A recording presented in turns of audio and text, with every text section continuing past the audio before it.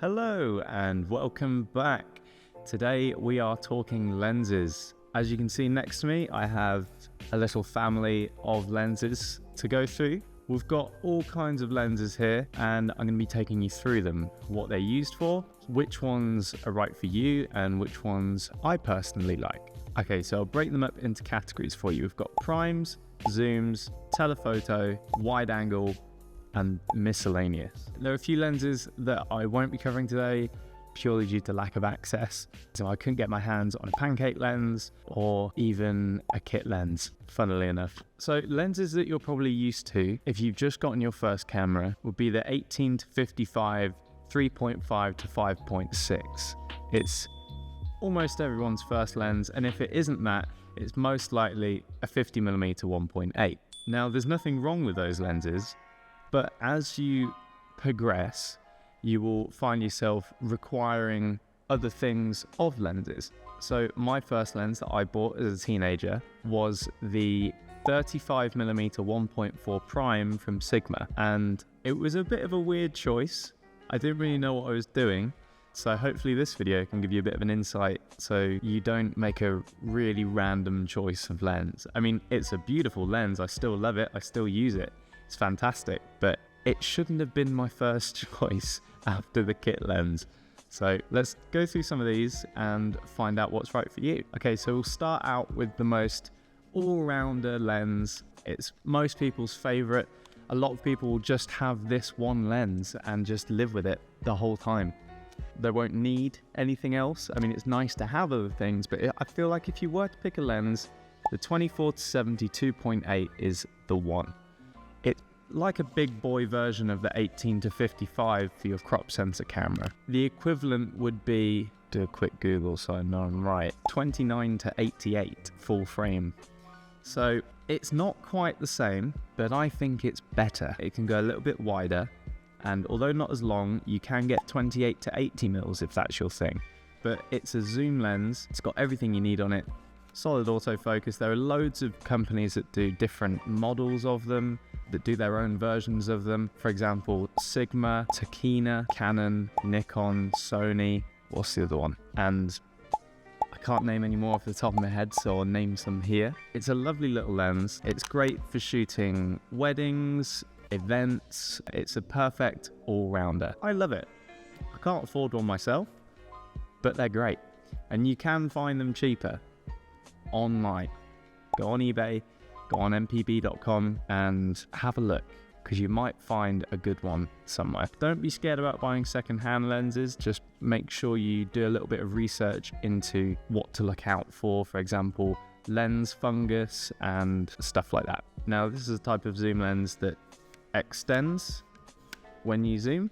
Some people like that, some people don't. A lot of the newer lenses have kind of like an in-body zoom. It's kind of hard to describe, but instead of going out like that, it does it all internally. The lens tends to be a bit bigger as a result of that, but personal preference on that front. Almost all lenses come with a switch between autofocus and manual focus. Autofocus tends to be good when shooting at a higher f-stop, as it doesn't really have to work so hard. But when you're shooting at a wider aperture, it's advisable to switch to manual focus so you can make sure things are properly in focus. If you're shooting a portrait at f1.4, it might just focus on the nose rather than the eyes. I personally don't use one of these. I use a combination of two other lenses. I use a 15-35 2.8 and a 24-70 2.8, which we'll get onto in a moment. But almost every photographer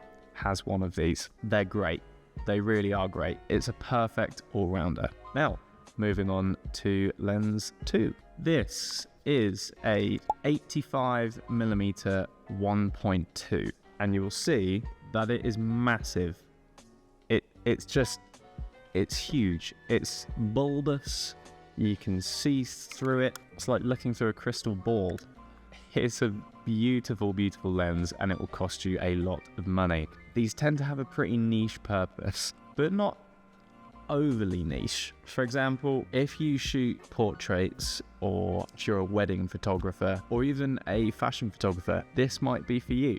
They also do all kinds of other focal lengths, 135mm, 50mm. This is an 85mm because it's a nice middle of the road. The depth of field will be insane at f1.2 because you can shoot from a distance and really get that background separation in. It should also be worth mentioning that for the purpose of this video, I'm using Canon lenses just to be consistent.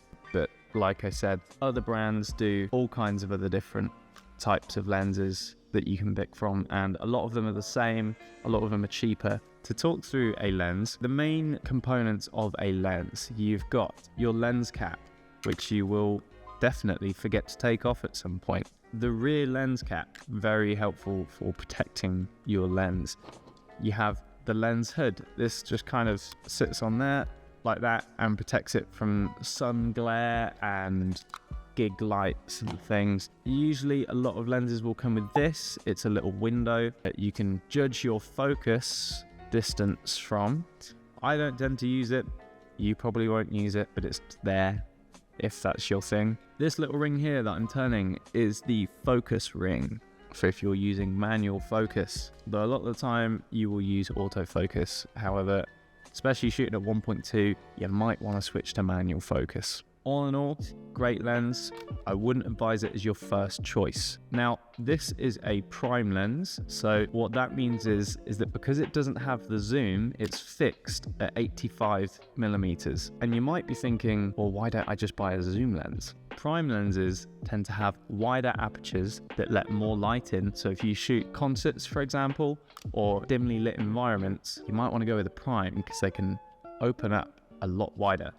And a lot of the time, because the glass components inside are fixed in place, the images tend to look a little bit sharper and a little bit more refined. Again, that's one of those things that only photographers will notice, so don't let it be a deal breaker. Don't just assume that all zoom lenses are really low quality and awful, because that's not the case. Prime lenses are fantastic, but they tend to cost quite a lot of money because if you buy one, you're probably gonna need more focal lengths. And why don't I just move closer to the subject or further away from the subject instead of buying different primes? Well, that's because of lens distortion, which is something we'll get to in a minute. Now, onwards to the telephotos. Okay, so these are telephoto lenses.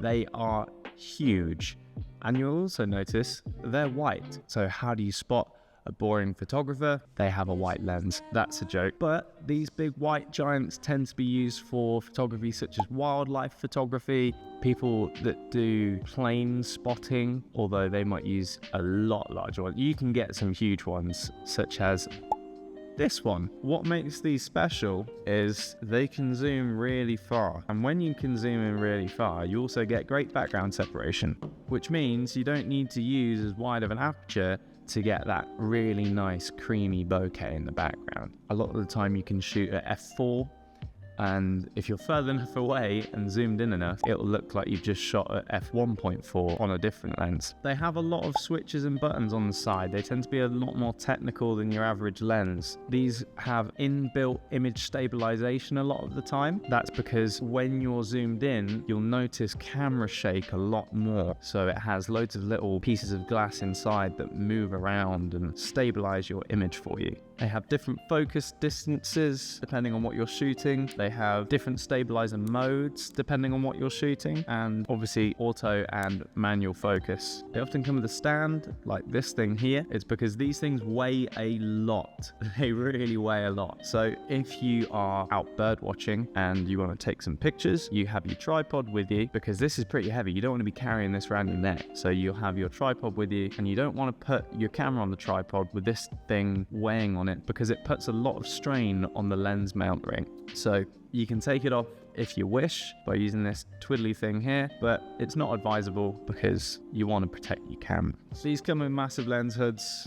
I didn't put that on properly. Oh, squeaky. So what's the difference between this one and this one? They look the same. Well, for starters, this one is an RF mount. unlike this one, which is an EF mount, is a newer lens from newer cameras, specifically the new R series of Canons, which I'm shooting on right now. I'm shooting myself on an R6. These lenses can be used with R5s, R6s, 7s, 8s, 3s, all the RF mount cameras. So they're very shiny and new and they look cool. But the other difference about these two lenses is this one is massive. It's a 500mm lens. So this is if you are shooting some serious wildlife and you don't want to get eaten. You can get a lot longer lenses. I've seen 1000mm plus lenses, which is just insane. Great lenses. Also, that's another thing. This has the inbuilt zoom, and I'll try and show you. Catch the light, but can you see that? Whereas this one, just gets massive. So with your lens hood on, you have an absolutely ginormous lens. So you'd only really use this lens for wildlife photography. A lot of the time, if you do sports photography, racing photography, if you're shooting cars on a racetrack, if you're shooting footballers on the football pitch, there are plenty of applications for this lens. And even the 70 to 200, I use this one a lot. I use it for concerts when I shoot those. It really lets you get really nice close-ups of every member of the band from a distance. They also work great for portraits. They have fantastic background separation. So, the telephoto lenses. They are a little bit niche, but they do have a surprisingly large amount of applications. I've got to hand it to them. They're great, although they do cost a small fortune. Actually, quite a large fortune. But moving swiftly on to my personal favorite, the wide ones. So my personal favorite category, wide lenses, specifically ultra wide lenses. This is an 8 to 15mm f4 lens. On the complete polar opposite end of the spectrum to the telephoto lenses, these are ultra wide lenses. I love it. I wish the aperture was a little bit wider, but it's not a deal breaker in the slightest. It has a very large lens hood. Now you'll also see the glass is curved. That's because of how wide it is. Not sure if you can see that, but it is kind of like a hemisphere. Now I'll put this back on, protect the lens. Now it's got all the same features as your other lenses, apart from this can go super wide. If you're shooting on full frame, you can just get completely spherical shots. And I watched a film the other day called Small Things, which I thought was really cool because they used an 8mm lens and it was beautiful. Now, again, the applications for this are very niche. Do not buy this as your first lens, but it's worth just having in the back of your mind just in case you need it. So if someone says, oh, can you do fisheye shots? Well, yes, you can, if you rent one of those out. Now, I've used this lens a handful of times. It's not often I reach for it. Now, personally, if I was shooting on a wide angle lens, I would reach for a 15 to 35 2.8. I would not be reaching for the 8 to 15 f4 unless it was something that really required an 8 to 15 f4. But the 15 to 35 is a really nice all-rounder lens, and right now I'm considering selling that 35 1.4 prime and buying a 15 to 35 with it. I'll get a lot more use out of it, and I never really use it at 1.4 anyway. Now, I couldn't get a 15 to 35 to show you, but I'll show on screen some photos that I've taken with a 15 to 35. So the 8 to 15. I'll show you some demo images of what it looks like, but it's a really wacky lens. But I'm going to show you something even more niche and even more bizarre. Introducing the 24mm tilt shift lens by Canon. You're not going to find a lens any more niche and bizarre than this. It's a fantastically weird lens, and it's supposed to simulate large format cameras, because the thing is with a digital camera, the back of the lens and the sensor are a fixed distance away from each other. Now, on a large format camera, you can move the bellows and kind of shape it so that your lens is at an angle and your sensor or your film is still flat. So you get a shifted plane of focus. So if you have two people in a shot and you want to get them both in focus at a really wide aperture, instead of just getting the front person in focus, you can then tilt shift at an angle so you hit both of them. rather than having one person in focus and one person not, you'll have them both in focus by coming at an angled focal plane. So this lens at first glance just looks like a 24mm prime until you take a look at all these buttons and dials and switches and knobs, and you'll find out pretty quick that it is so bizarre and you will almost never use it. But I feel like this is one of those lenses that if you enjoyed this kind of thing and you didn't want to shoot large format, you would use this lens a lot if you have a very specific type of portraiture. And I'll show you, crikey, that stuff. Using this knob here, you can see it moves. You see that? It's kind of wobbling. This moving of the lens changes because it keeps this at a fixed distance to the sensor, but this moves, allowing you to get an altered focal plane, which I find really cool. And there are loads of different switches, so you can really get creative with this. You can move it this way or this way and this way. So yeah, very fun camera. I don't even want to know how expensive this is. Very niche. You'll probably never use it, but I feel like if you buy one, you probably bought it for a very good reason. So you know what, I would love to see some images taken with this camera. I think that'd be fantastic. So the final lens I want to talk about is the 50mm 1.8. So if you are thinking of upgrading from your 18 to 55 3.5 to 5.6 kit lens, I wouldn't recommend getting any of those to begin with. Get one of those once you've had a feel with some other lenses, maybe you've borrowed one off a friend. But the first lens that I would recommend you is a 50mm 1.8 and then maybe even a 50mm 1.4 if you've got the spare pennies. But be warned, once you go 1.4, you can't go back. You can't go back. But it's a perfect all-rounder lens. It gives you that fixed aperture, it's got a fixed focal length, it's a prime lens, so your images will be that little bit sharper. What else can I say about a nifty 50?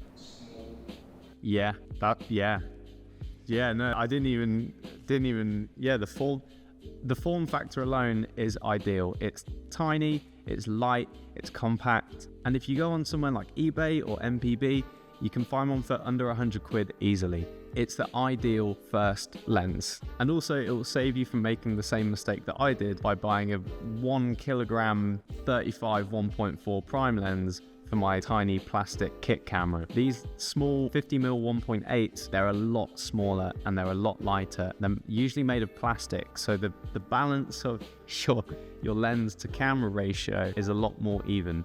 You won't be being weighed down. If you have it around your neck, it's going to sit nicely. It won't be giving you neck ache after 5 minutes. So it's my definite 100% recommendation. If you are thinking of getting a zoom lens, maybe look at a 28 to 80. They're a lot cheaper than 24 to 70s and they're often overlooked. You get more or less the same results. Not quite that wide end, but you do get a little bit longer. So I would say find yourself a 28 to 80. You can find one of those for anywhere between 100 and 300 pounds, or a 50mm 1.8 you can find anywhere between 50 and 150 pounds. Now you can get some really fancy nifty 50s. For example, that 85 1.2 that I showed you earlier, you can get a 50mm version as well, but that's talking some serious money and a serious bit of kit, and it also weighs a ton. But anyway, I think we've covered most bases now. We've covered a broad range of lenses for a broad range of uses. I hope this has given you some insight into which lens you choose to buy. I would strongly recommend looking on mpb.com, as all equipment on there is really well refurbished and checked over by professionals, and they have very reasonable prices. I'm not being paid to say that, they're just really good. All of my kit has been bought from there, although if you know what you're looking for, you can find some good stuff on eBay, but just be careful because not all of it might be refurbished and working. Anyway, thank you very much for watching, and I'll see you in the next one.